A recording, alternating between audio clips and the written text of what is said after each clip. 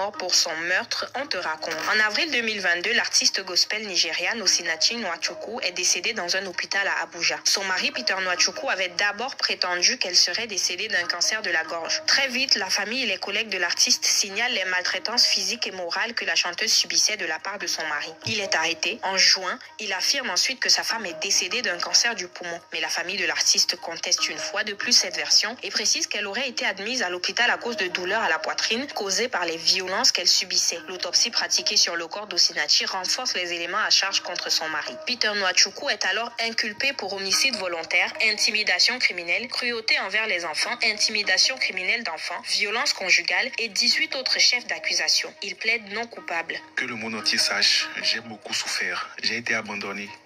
Ce qui a tué ma femme, c'est un cancer des poumons. Je n'ai pas frappé ma femme.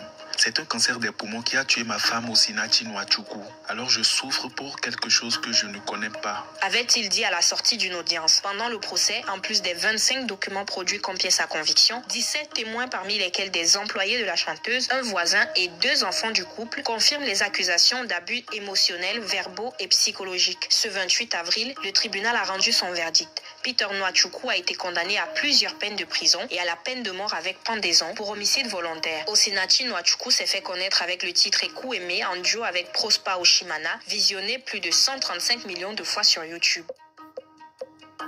Le mari de la chanteuse Osinachi, condamné à mort pour son meurtre,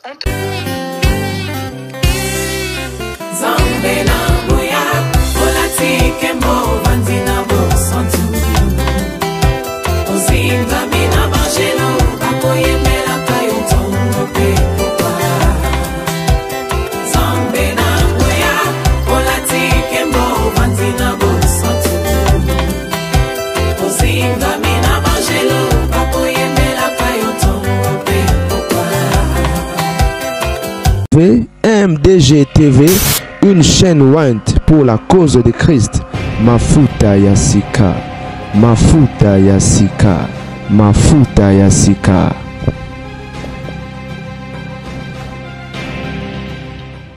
Salut les miens, certainement vous allez très bien la famille, je crois que vous avez tout suivi, que dire.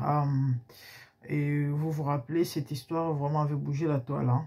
Ouais, c'était vraiment une tragédie qui a touché les âmes et c'était tellement triste. Et par cette vidéo, je vais juste rappeler et sensibiliser et dire aux femmes de quitter les foyers toxiques ou encore les relations toxiques. Et c'est vrai, les hommes diront qu'il y a aussi des femmes toxiques, et effectivement oui, mais l'homme est le chef de la femme, dit la Bible. Donc, un homme qui se laisse que sa femme puisse faire n'importe quoi sur lui ou encore le maltraiter, c'est sa volonté, c'est parce qu'il veut. Déjà, l'homme est plus fort que la femme. Mais par contre, la femme est un être faible, dit la Bible. Et généralement, dans des couples où la femme est victime de ces genres de violences, ça finit toujours mal. Ça finit toujours mal. C'est très rare, c'est très difficile. Et peut-être un cas sur 100 et d'entendre ou encore d'apprendre qu'une femme a tué un homme, peut-être par poison, mais qu'il a battu, à moins peut-être que ce soit quelque chose de prémédité, et la femme, le mari ne savait pas, et puis il a tiré dessus, ou encore nous savons, et rarement comment parfois ça se passe, mais souvent, généralement, dans la plupart des cas, dans des foyers toxiques, dans des relations toxiques comme ça, où l'homme est violent, ça finit toujours mal. Cette tragédie, la famille, nous connaissons tous l'histoire. Cette femme, une âme, comme on dit, in English we say, j'ai oublié les mots, mais sinon c'était une bonne personne. Vous pouvez le sentir, vous pouvez le voir par son apparence, une femme douce, vraiment. Et par rapport comment on dit, au témoignage de son entourage, de sa famille, et de tout le monde, c'était une femme docile, soumise, une bonne femme. On l'a même conseillé de quitter cet homme. Elle ne voulait pas.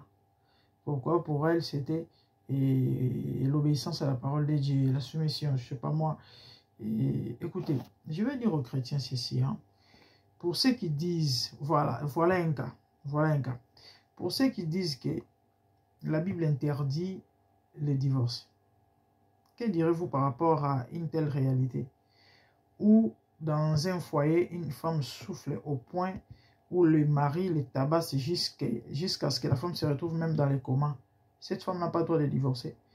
Vous ne comprenez ni les Écritures de la Bible, ni la puissance de Dieu. Il est écrit, si on vous persécute dans une ville, fouillez dans une autre. Ça, c'est la persécution.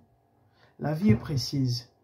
Donc, un mariage où ta vie est risquée, ou encore dans les risques, tu as tout intérêt de te sauver. Dieu ne te condamnera pas. Et là où tu vas aller, tu as droit de te remarier, en gros, de refaire ta vie. Je venais de faire une émission ici par rapport à... Il y a un couple qui vient se marier. Et l'homme est divorcé, où les gens écrivaient n'importe quoi aux commentaires. Qu'est-ce que dit la Bible? Lorsque tu es divorcé, tu dois attendre jusqu'à la mort de l'autre. Vous savez les cas ou encore les raisons de divorce de chaque individu. C'est pas la même chose, hein? Donc, il faut savoir que dans les cas où il faut attendre la mort de l'autre, c'est pas tous les cas. C'est pas tous les cas. Donc, cette histoire avait bougé la toile et aujourd'hui, on vient de condamner ces messieurs il y a ceux qui ont dit que par pendaison, je ne sais pas trop. Et là, je viens de suivre, ils ont dit 30 ans de prison comme ça. Bon, peu importe. Mais ce qui est vrai, on l'a condamné à mort. On l'a condamné à mort. La justice a fait son travail. N'attendez pas les pires, s'il vous plaît, chères dames. N'attendez pas que l'irréparable arrive. Tu as des enfants qui ont encore besoin de toi. Comme elle est partie tôt, elle a laissé ses enfants. Ce qui n'est pas du tout bon. Tu crois que même Dieu sera content de toi? Au nom de la parole, je ne sais pas, de la soumission, et tu te soumets à la mort. Franchement, chers chrétiens, s'il vous plaît, lisez la Bible avec la révélation, ok? Parce que la Bible a 4 parlers. Avant de méditer ou de lire la Bible, priez que Dieu vous ouvre les yeux, ou encore votre entendement afin de comprendre. Ah oui, la Bible, Paul dit la lettre tue, c'est l'esprit qui vivifie. Il y a de ces passages ou encore ces écritures-là, l'interprétation n'est pas ce que tu as lu. L'interprétation, c'est autre chose. Ce n'est pas parce qu'elle est écrite que si tu divorces, tu dois attendre la mort de l'autre. Cela veut dire que si tu dis non, non, non, il y a cas et cas, il y a divorce et divorce. Il faut comprendre le contexte. Qu'on a écrit ces passages pour juger ou encore savoir où te situer. Et vraiment, paix à son âme, que dire? Ben, je vais chuter en lingala. Bandeko babolingo, quand ndenge boutu Hollanda, ba condamné mobile à maman oyo.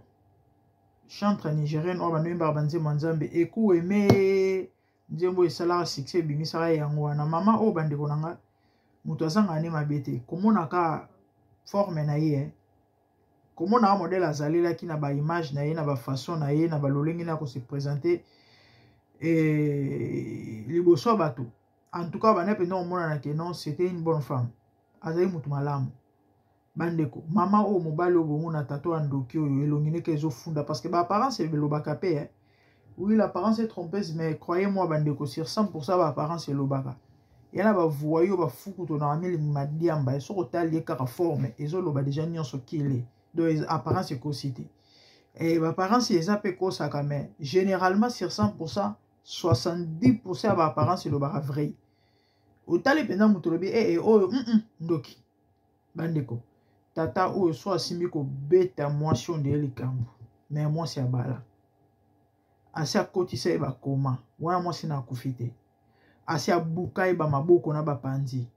Période moi ça kende pa na bango pendant longtemps ba ya kozwa bandeko na ye ba lobitala yo kufa na libalo mama bango abisitala kozonga na libalo te ba pekisi ono ba koloba o ba ko excommunier nga voilà ba ko excommunier ngai o Bible lobi bandeko batu ba comprendre la Bible mabe. Les gens comprennent très mal la Bible. Il faut boyer ba ke ba épître ba ezalara ba lettre au Paul abana kokomela ba communauté par rapport ba dérèglement ezalara na ba communauté et épître omonaka na 1 Corinthiens, Colossiens, banini. Paul a comment on a circonstances songolo, na raison songolo pakala. Et ka réalité tozala nango bandeko nanga ekokanite. Donc tu peux pas dire à une femme oiseau subir netiba violence ya boyeke. Bible peki si divorce, ko divorce te mais kasi a okufate. Croyez-vous que Dieu est d'accord? Au nom de soumission au koufi. Croyez-vous que Dieu sera d'accord? Pas du tout, moutoko sabinote. En fait, les gens ne comprennent pas les Écritures. Mouto boye, soko s'échapper, to pour se sauver. Après tant au kabwani, au roselalti, tato koufa bongo bala, lokuta n'importe quoi. Déjà, il faut premièrement comprendre l'amour de Dieu. Ezanini. Sans comprendre Bolingwanzambe, raison ya Ekulusu, ya Golgotha, ou comprendre que Moutou a subir divorce injustement. Non pas parce qu'Alinga a divorcé. Ana doit que se remarier à ta partenaire à Koufina noté. Parce que la croix, Nzamba kenda ko luka bonheur ya Moutou et ceux qui boye baraté. Si Jésus a souffert la croix, l'ignominie, nyonso amabe, eza po Moutou falaka zala heureux.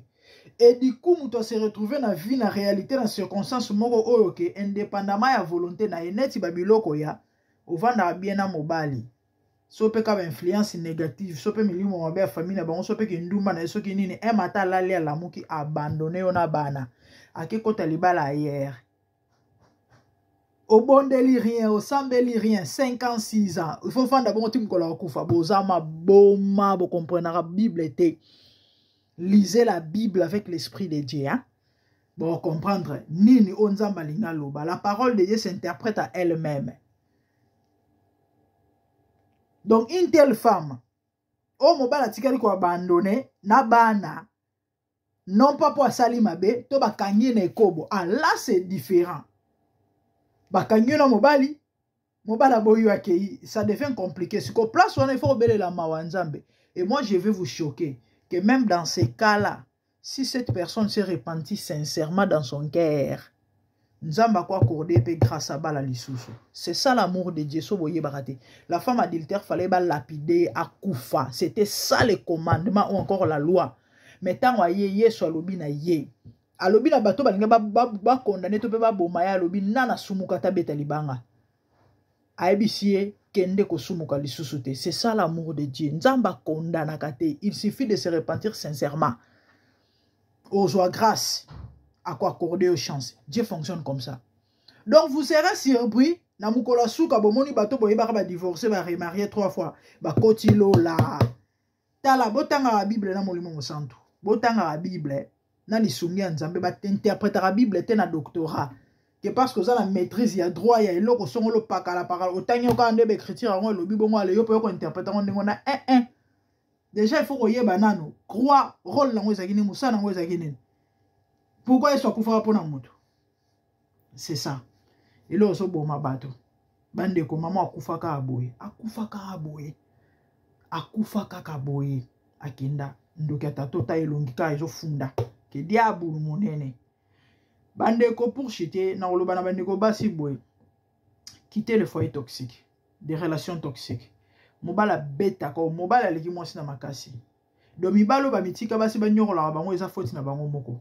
Et yo soki mwasi ya nyoko la kayo asala ko soki nini etali yo na yo muto koyeba so moni ko boya yo iboya yete eza problème na yo mais mnaolo bana mona mwasi nyonso o mobala o maltraité na bankuba na ba makofi mama okokufa otika ba no amike ba otika la konyoko ma même bisiko okene nzamba ko sepela no ata mokete onon soki ya soumission onon soki ya na yebite nzamba lingara divorce c'était o comprena Bible mabe oko kufa bakokunda yo bana no bakotikela konyokwama na samo kilo parce que muta bokola bana malamu ezala ka mama akene atika bana miki ba pekisi balobi no kozonga libalo susu te omoni te naïveté yepona bano kantsongo ke no eza obéissance na lilobanza mais njonga ndezaki naïveté ba chrétien belelo baza naïve bazo comprendre ma nzambe te mais bisalela mwanzu bilobela ntumba maman qui n'a kozonga libala tato certes azaki penza agent missionnaire ya diable pour éteindre étoile ya mwana mwasi. Il y a des hommes comme ça, il y a des femmes comme ça, batinde unique makaka à quoi cheveux. Famille coquille ote luki ezu ote ale. Il y a une mission qui est balaye. Comme ça, total soki a quoi payer, a mwinde ne ko pela. Ndendo ki atata oyo. Mama na kena kozonga libala ya suka nango penza ko azwa soki ndenge toyoka sopa niataka ina pandi soki na tolo abetaka soki eloko nini yango na mwasi akangama kita na se. Allez, ba rapidité na hôpital tant ba ke kuna ba meka ko ranimer sala zongisa kenda koti koma ba ndona ndenge maman akufa. C'est comme ça qu'elle est morte. Dès en 2002 ba ndobino boyebi réseaux sociaux ninganaka toi les ningana pa na disolo maman o. Ba période on kuto ndeki ndoki ceux qui trois témoignages stopé histoire à boye. Tragédie à boye salimaki. 3 ou 4 hein. Même la communauté congolaise juste après le maman en France. Batobele je crois boyoka yon parce que tout c'est là on peut ben mission na chena ndeko moi si ya congolaise ba étrangla ka et pas mobali bandeko mobali a étranglé ti na niveau ba orbite ya misu ebimi libanda de wana penda possession démoniaque de mobali penda molimo mabe penda koti kati na yeko afina mwasi kingo bandeko misu ebima libanda ba orbite misu ebima mwasi wana kufa ndengo na monoko polele na France soki na Lyon bakunda e bongo. Même histoire, même réalité. Yepe mobile ici à côté comme période moko. Mobile ici à buka déjà ce qui le boko ce qui nene. Libala en période mo ekufarana na pa ba kezonga na on ba mabala ko kabona ozona ko ngana linga ba je wana te. So mon ko supporter comportement mobile na obo vanda. Mais so moni ke ezo simba to meke so bo kabona. Et si libo kabona libela bozonga na te. Ba ja ko kabona ko zonga na ko kabona bo ezara na ba conséquences ya ko sarana te. Ndeko mwasi wana kufa batobele ba ebili solo atika ba na mike c'est ça. C'est ça. Que Dieu nous aide. Et puis si passe et puis si mawa. J'ai vu ça sur la toile dans le bin non.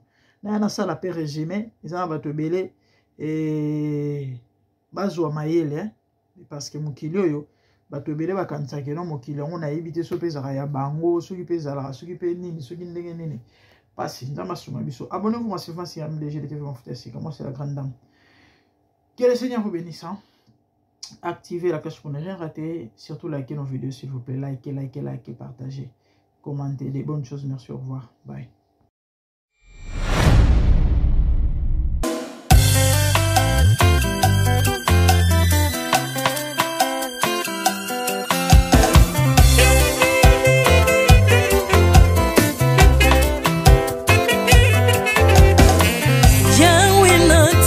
Mokili oyo na monite natangi na histoire ya monde na monite na luki na yemba pete toze pour passer Seigneur je n'ai pas pris non plus entendu parler oui ako kalala yo Yesu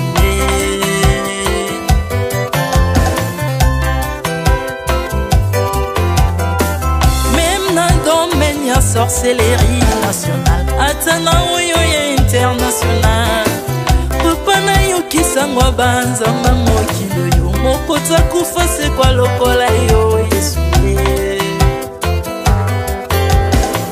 Nanya voyage lokola yo Nanya wakoka nino ya wanzambe Uni masomo ya ekusu konanga Okufa se kwa poyo zali nzambe Yesu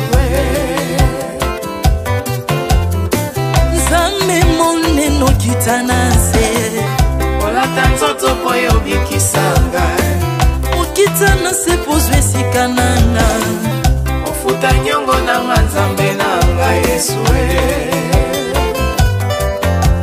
Uzali nzambe Onkote ya okani na yo Uzali nzambo bongwani te Yesu, Yesu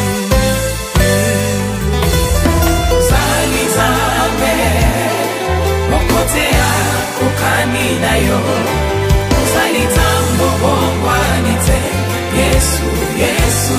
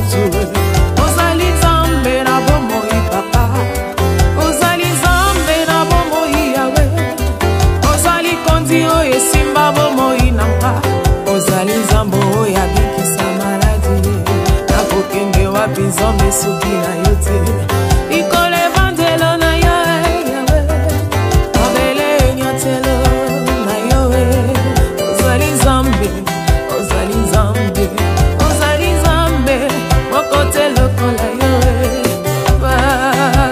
nzambe na ngoya olatike mo vandina bosantu ozinga bina bangelo bakoyebelaka yo tongo pe pourquoi Ardemment tu m'as rendu intouchable Ardemment tu m'as rendu invincible Naliwana yo tokomine la santu Lisekwa na yo tokomine balongi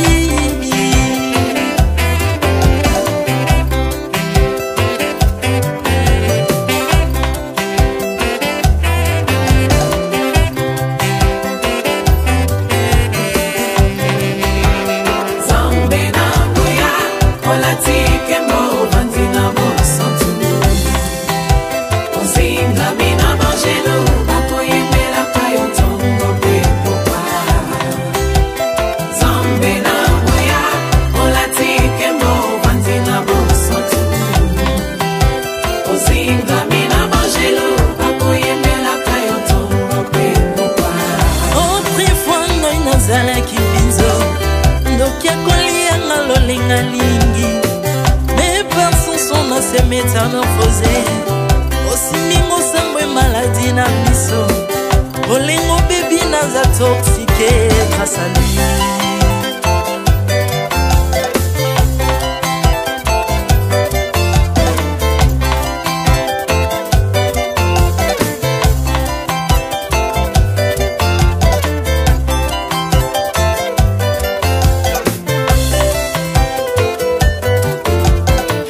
Bien-aimé, alléluia ezali na tata moko azalaki nzambe ntango akufi badepsine balobi keno akosekwa mpo nzambe bakristo mpo asekwa alors mpo bafasilite lisekwa na ye bakunda ye motu libanda mpo ntango akolamuka abimaki lingala moko me komi nzambe na biso alinga kokambola gloire na moto te lobi nango na ntongo baya kokuta bangulu basepelisa motu ya nzambe na bango yango bien-aimé bato wana bakoma oyo biso toliaka ngulu te mpo milimo mabe ekotaka na ngulu me so bino boliaka ngulu te mpo milimo mabe ekota na ngulu bomelaka mai te mpo milimo mabe ekotaka na mai yango tokumisa nzambe po akufa asekwa avandi na loboko ya tata mpona kointersele mpo na nga na yo jésus de nazareth amen